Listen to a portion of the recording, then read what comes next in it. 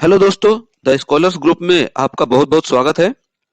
जैसा कि आपको मालूम है, दिसंबर 2015 के पॉपुलेशन स्टडीज का पेपर नंबर 2 का डिस्कशन हम लेकर आ रहे हैं और इस सीरीज में ये हमारा तीसरा पार्ट होगा। क्वेश्चन 21 से 30 तक का डिस्कशन आज हम आपके सामने करने वाले हैं और इसके पहले का जो हमारा वीडियो था उसको आपने जरूर एंजॉय किया होगा। तो आइए क्वेश्चन नंबर 21 से शुरुआत करते हैं। Identify the method followed for adjustment of age not stated in census age data। जब एज सेंसस के डेटा में एज रिपोर्टेड नहीं होता है उस केस में हम प्रोरेटिंग का यूज करते हैं। ठीक है, प्रोरेटिंग का मतलब होता है एलोकेशन। अब हम आते हैं कि प्रोरेटिंग होता क्या है। If there are some resources and they had to be allocated among the people in proportion to their contributions, that would form a pro rata basis. Question number 22. Which combination is correct to arrange 4 states of India by decreasing population size? इसमें जो most populous state के बारे में पूछा जा रहा है 2011 के अकॉर्डिंग। टॉप मोस्ट कौन था, उसके बाद कौन आया, उसके बाद कौन था, 4 जो स्टेट्स थे उसके बारे में। तो आपको मालूम होना चाहिए कि 2011 के सेंसस में यूपी जो है सबसे टॉप मोस्ट पे रहा है पॉपुलेशन में, जिसमें फर्स्ट में सब में यूपी दिया हुआ है। अब आता है बिहार और महाराष्ट्र। लेकिन 2011 में Maharashtra second most populous state हो गया और Bihar third most populous state हो गया। तो अब देखिए, अब यूपी महाराष्ट्र ये थर्ड और फोर्थ में आ रहा है।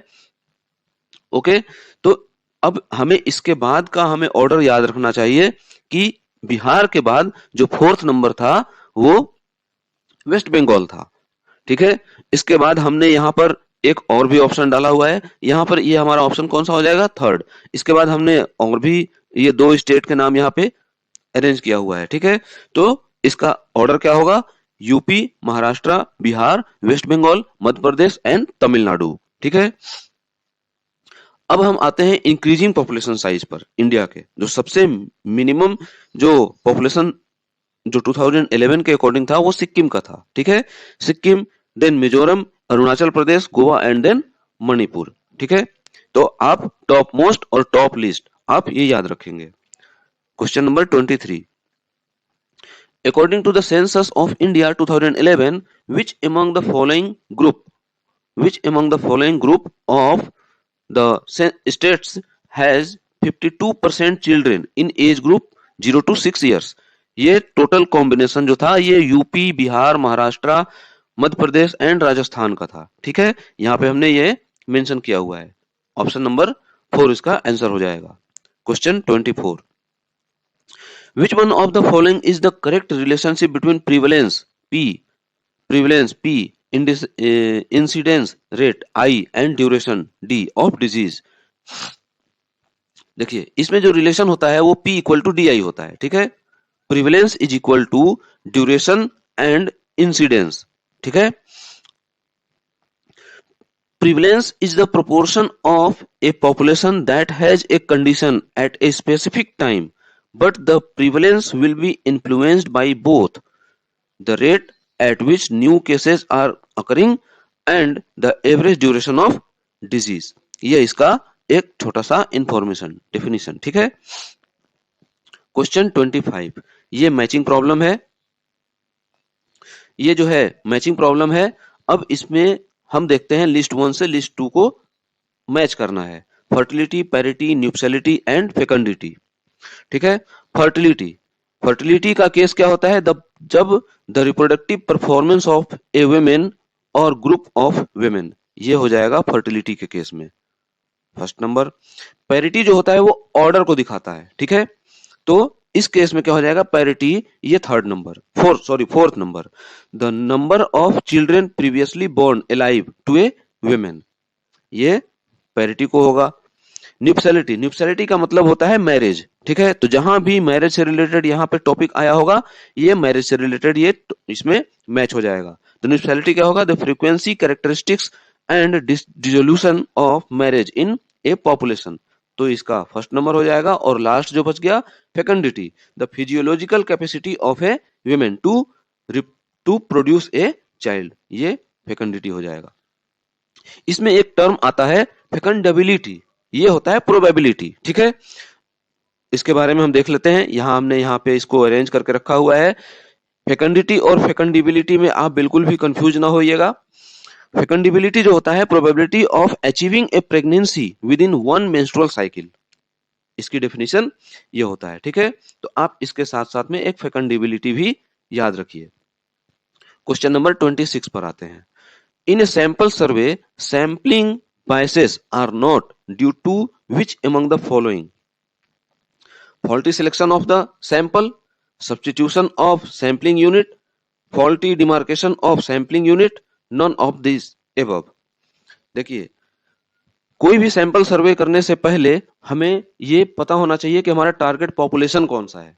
ठीक है, उस पॉपुलेशन, उस जगह पर जाकर के हमें सबसे पहले उस टारगेट पॉपुलेशन को सिलेक्ट करने के बाद वहां पे एक सैंपलिंग फ्रेम डिजाइन करना होता है। ठीक है, अगर वो ये जो यहाँ पे फर्स्ट, सेकंड, थर्ड ये जो दिया हुआ है ये बाद की चीज है। सबसे पहले हमें जो हमने यहाँ पे डिफाइन किया हुआ है इस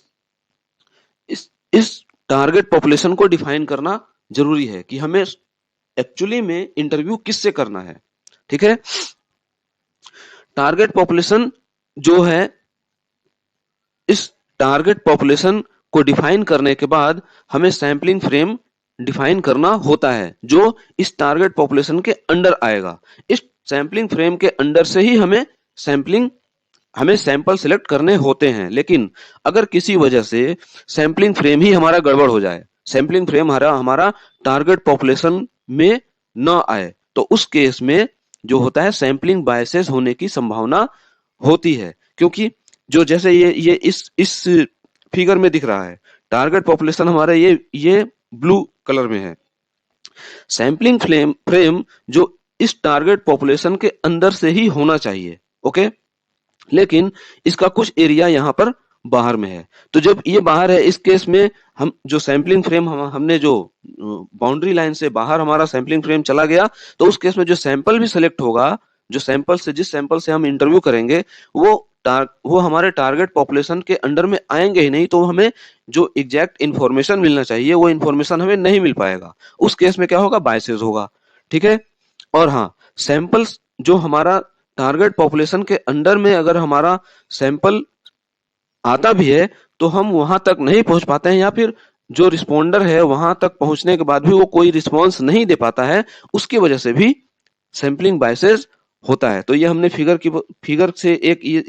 फिगर से हमने एक समझाने की कोशिश की है। ठीक है, अब हम इसके बारे में देख लेते हैं कि टारगेट पॉपुलेशन क्या होता है। इसमें डेफिनेशन भी हमने यहाँ पे लिखा हुआ है। Target population is the total group of item from which the sample might be drawn. जो हमने अभी समझाया वो यहाँ पे राइट अप में है। Sampling frame is nothing but A list of all the items in the target population. ये टारगेट पॉपुलेशन के अंदर में ही होना चाहिए। लेकिन ये जो फिगर बना है, ये सैंपलिंग बायसेस के अकॉर्डिंग ये फिगर यहां बना करके इसको रिप्रेजेंट करने की कोशिश की गई है। ठीक है, ये हमारा इसमें उस केस में क्या हो जाएगा, नन ऑफ द एबव। क्योंकि हमने शुरू में ही बताया कि जो सैंपल ये सब सारे जो 1, 2 एंड 3 जो दिया हुआ है, ये सैंपल से रिलेटेड ही यहाँ पे ऑप्शन दिया हुआ है। लेकिन ये सैंपल लास्ट की चीज है। सबसे पहले हमारा टारगेट पॉपुलेशन अगर ही सिलेक्ट नहीं हुआ बढ़िया, टारगेट पॉपुलेशन के अंडर में अगर सैंपलिंग फ्रेम अगर सही हमारा डिजाइन नहीं हो पाया, तो हम सैंपल को सिलेक्ट कर ही नहीं पाएंगे। ठीक है, क्वेश्चन नंबर 27।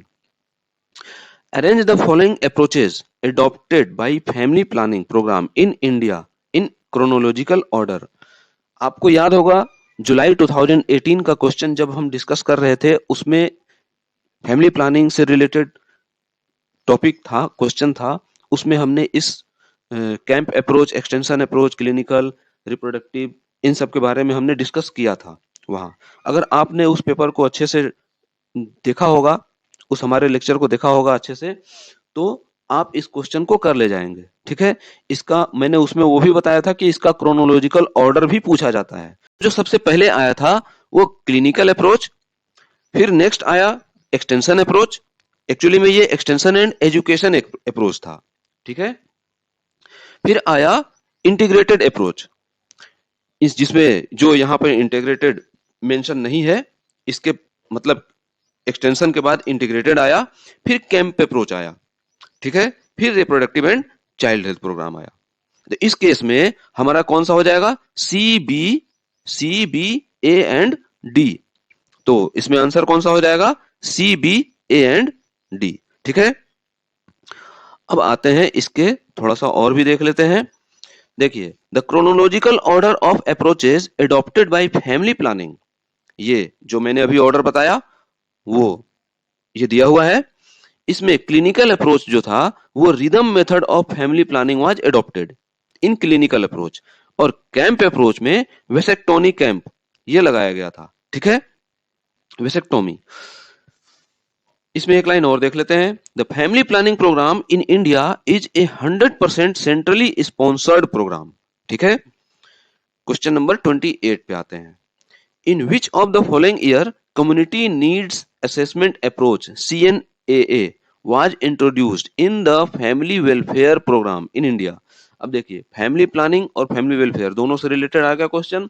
ऊपर में जो अभी हमने 27 क्वेश्चन नंबर पे जो हमने डिस्कस किया है अभी, फैमिली प्लानिंग प्रोग्राम, एक्चुअली में ये फैमिली प्लानिंग 1951 में आया था, जिसको फैमिली वेलफेयर प्रोग्राम बना दिया गया था कब, 1977 में। अब इसके रिगार्डिंग ये क्वेश्चन आ रहा है कि CNAA कब इंट्रोड्यूस किया गया था इस फैमिली वेलफेयर प्रोग्राम में, तो ये कब आया था, 97 में, ठीक है। अब ये कम्युनिटी नीड असेसमेंट होता क्या है, it is a combination of information gathering, community engagement and focused action with the goal of community improvement, ठीक है, ये आप याद रखेंगे। Question number 29, which of the following fact is not correct. देखिए, पहले हम चारों को देख लेते हैं। Refrigerator release oxygen O2 in the atmosphere, ठीक है।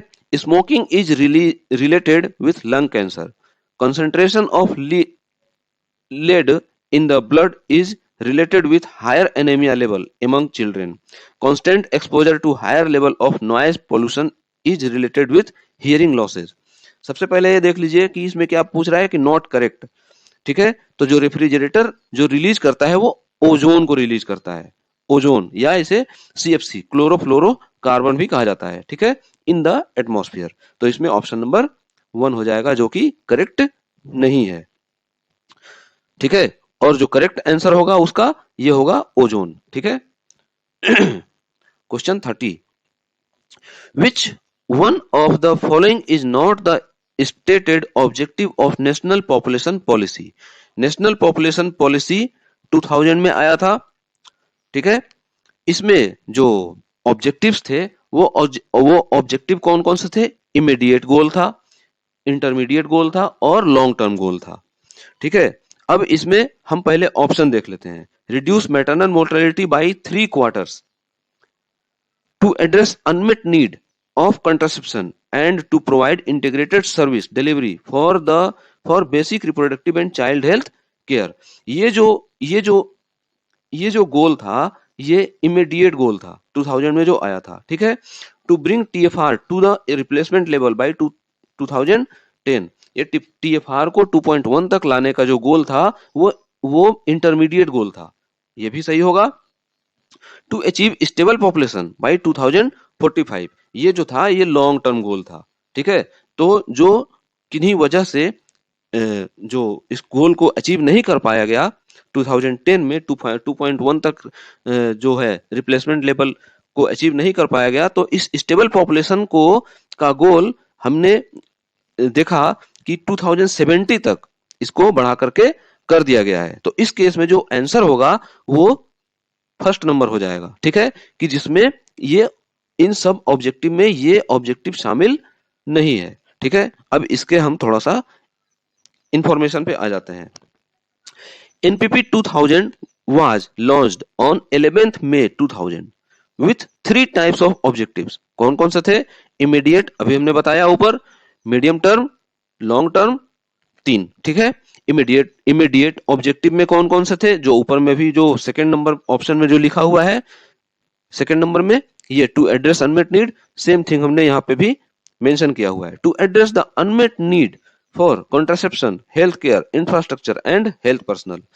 इसमें दूसरा क्या था, to provide integrated service delivery for basic reproductive and child health care.